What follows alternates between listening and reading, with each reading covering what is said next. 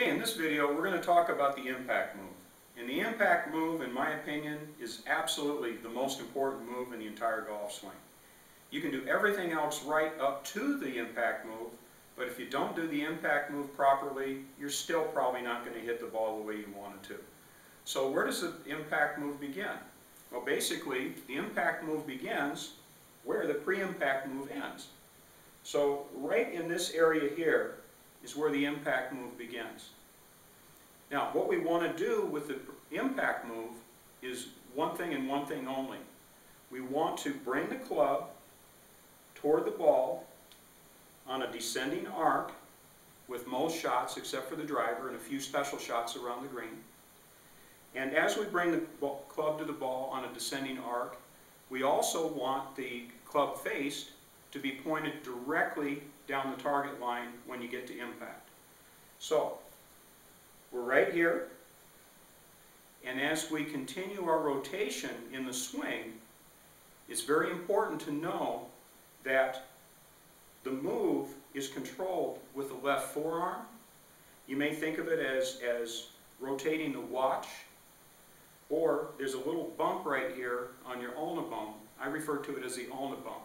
So picture one of these three things controlling the rotation of the club down to the ball. Again, you are rotating your entire body, so we're back here, coming into the impact move, but now we're rotating using this forearm to control the club face as it comes down into impact. Now once we're at impact, the impact move continues, and we continue to rotate all the way through to about the 3 o'clock position. The remaining move is basically what I call the finish move, and it's just how you finish up here. So, what are we doing with the pre-impact move with the left arm? Again, the left arm is here. We are moving the arm and then rotating the club to the ball and continuing that rotation until we get over to the 3 o'clock position. What we're doing with the right arm is not much. The right arm really takes the lead of the left arm here. It's really important.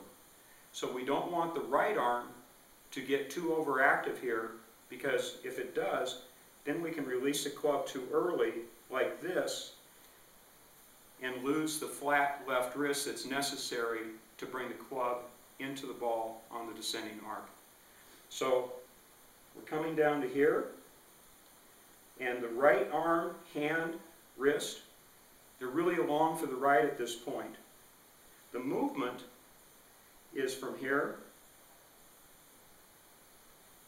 and it also rotates, but I'm not trying to forcibly rotate the arm at all. I'm simply letting it respond to what the left arm is doing. So if the left arm rotates like this, the right arm is going to come along for the ride and rotate as well, and on over here. Okay, I'm going to show it to you from a couple different angles. So we're here. Now notice from this angle how the left wrist stays relatively flat all the way over to here. You see that?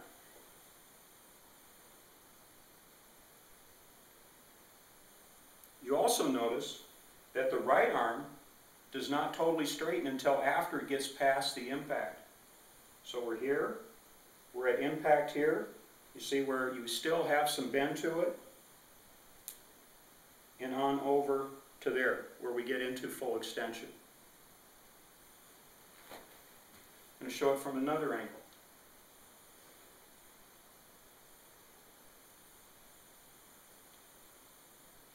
Like that. So that's the impact move. Very, very important to do it right. And once you learn to do it right, it'll work really, really well.